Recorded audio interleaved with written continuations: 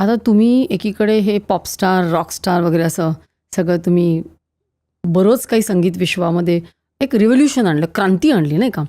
तर एकीकडे तुम्ही असे ट्रेंड्सना फॉलो न करता ट्रेंड सेटर झालात आणि मग सडनली एकदम पॉलिटिकल म्हणजे राजकीय प्रचार गीतं कशी काय सुरू केली? माझे वडील, आमची ॲडव्हर्टायझिंग एजन्सी होती. हो, माझे वडील कमर्शियल आर्टिस्ट. तिकडून आर्ट आली. कळत नाही, आई पण छान आर्टिस्टच होती म्हणायला हरकत नाही. ती लिहायची, नाटकं बसवायची, नाट्यछटा करायची, दोन्हीकडनं आलं.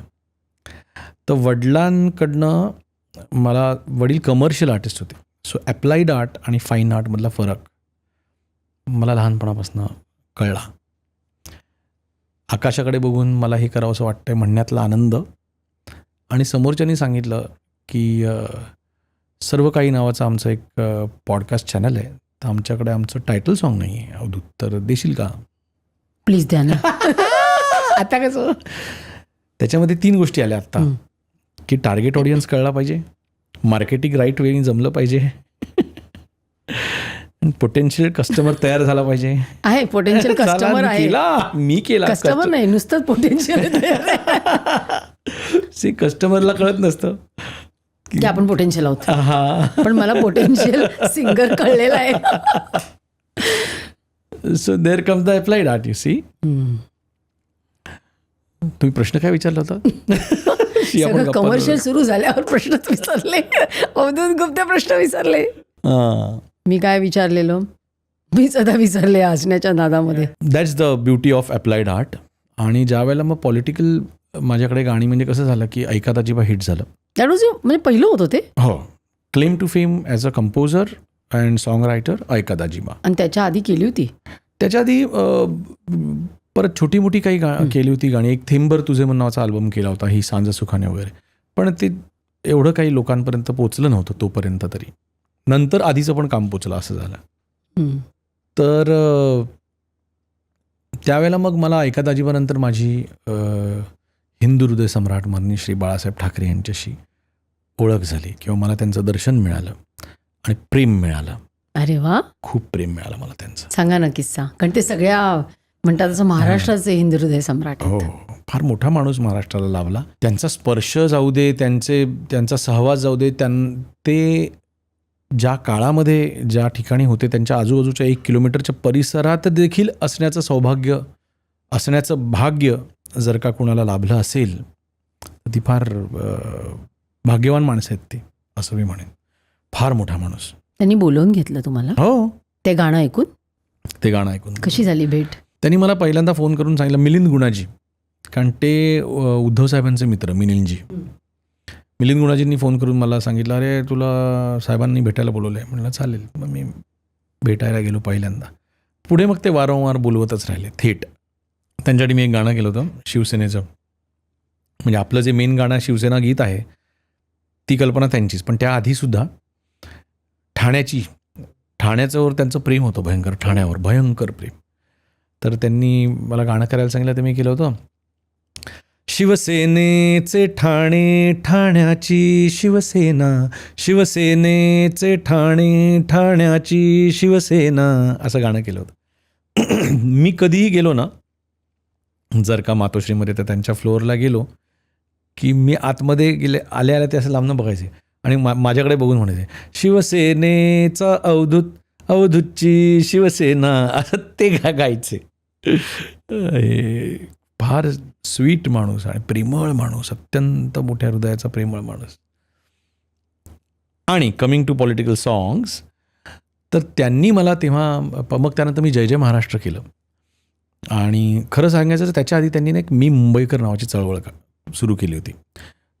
माननीय उद्धवजी ठाकरे यांनी ती चळवळ सुरू केली होती आणि त्याचं गाणं करायची अशी कल्पना आली. मी ते केलं सुद्धा, जे कधीच रिलीज झालं नाही. आणि दॅट्स हिस्ट्री. बट ते आहे आता लिरिक्स पाठ. पण आपण सगळे मुंबईचे, आपण अभिमानाने आपण म्हणतो ना, मी मुंबईकर. हां, पण नाही, मी ते त्यांच्या परमिशनशिवाय गाऊ शकत नाही. तर ते त्यांनी करून घेतलं, मग ते नाहीच आलं बाहेर. त्याच्यानंतर मी मुंबईकरची कल्पनाच ती होती की मुंबई कुणाची, मराठी कोण, मुंबईकर कोण. मग ह्यातनं मला सुचलं जय जय महाराष्ट्र गाणं माझंवालं. आणि मी ते जेव्हा करायचं ठरवलं मी ते केलं आणि त्यांना ऐकवायला गेलो. म्हटलं मी माझं मग त्याच्यात त्यांचा काही आदेश नव्हता, ते मी स्वतः केलं ते गाणं. मग ते ऐकलं, म्हटलं अरे वा मस्त आहे, तू जरूर कर. कारण माना चल के कभी था गुजराती, माना चल के था पंजाबी, चाहे कोई भी हो तेरी भाषा, चाहे कोई भी हो बोली, नस नस में दौड़े हैं जो तेरे पहचान, वो हवा है कहाँ की, है मिट्टी कहाँ की, है पानी कहाँ का, तो खोल दिल और बोल दिल के तलों से जय जय महाराष्ट्र माझा. हे गाणं हिंदीतनं होतं आणि ते आजच्या त्यावेळच्या जनरेशनचं गाणं होतं. की तुमची भाषा कुठली असू दे, तुमचा धर्म कुठलाही असू दे, पण तुमचा जर का देश महाराष्ट्र आहे, तुमची जर का भूमी महाराष्ट्राची आहे, तर तुमच्या लॉयल्टीज महाराष्ट्राप्रती असल्या पाहिजेत पहिल्यांदा. आणि महाराष्ट्राने सुद्धा, महाराष्ट्रातल्या इतर महाराष्ट्रीय माणसांनी तुम्हाला महाराष्ट्रीय मानलं पाहिजे. दोन्ही बाजूनी आहे ते. असं ते गाणं मी बनवलं की चोट लगी तो चिल्ला, जो भले त्याचं मराठी चांगलं नसेल, पण जो चोट लगी तो चिल्लाता है आई ग, और ड्रीम गर्ल तेली कहती है बाई बाई ग, पंगा हुआ तो कहता है तुझ्या आईला, और खोपडी घुमा तो कहता है च्या माईला. असं जो असेल तो मराठी.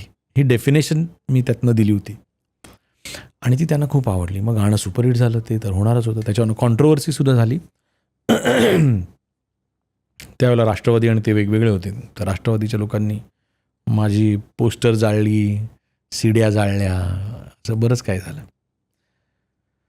मग त्यानंतर साधारण 2005-06 साली मला बाळासाहेबांनी बोलवून घेतलं आणि सांगितलं की आपल्याला शिवसेनेचं अँथम बनवायचं. आणि that was the start of my journey as a political song maker, you can say, creator. So पहिलं शिवसेना गीत होतं, जात गोत्र अनधर्म आमुचा, शिवसेना शिवसेना.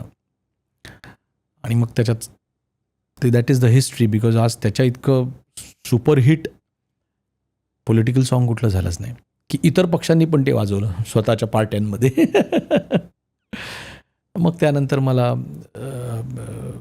पवारसाहेबांनी पण बोलवून घेतलं, सुप्रियाजींनी माझ्याकडनं राष्ट्रवादीचं गाणं करून घेतलं. ते तुम्ही केलं ना? हो, केलं ना. ते काय होतं? मी राष्ट्रवादी, मी महाराष्ट्रवादी, मी राष्ट्रवादी, मी महाराष्ट्रवादी, असं ते गाणं होतं. मग त्यानंतर राजसाहेबांनी बोलवून घेतलं. मग ते गाणं तर परत भयंकर चाललं की तुमच्या राजाला साथ द्या, तुमच्या राजाला साथ द्या, तुमच्या राजाला साथ द्या, असं ते गाणं केलं. तर रिसेंटली केलं ना वाटतं ना? 8 वर्ष झाली साधारण. ही क्लिप शेवटपर्यंत बघितल्याबद्दल खूप खूप धन्यवाद. संपूर्ण एपिसोड बघण्यासाठी खाली दिलेल्या लिंकवर क्लिक करा आणि सर्व काही चॅनलला सबस्क्राईब करायला विसरू नका.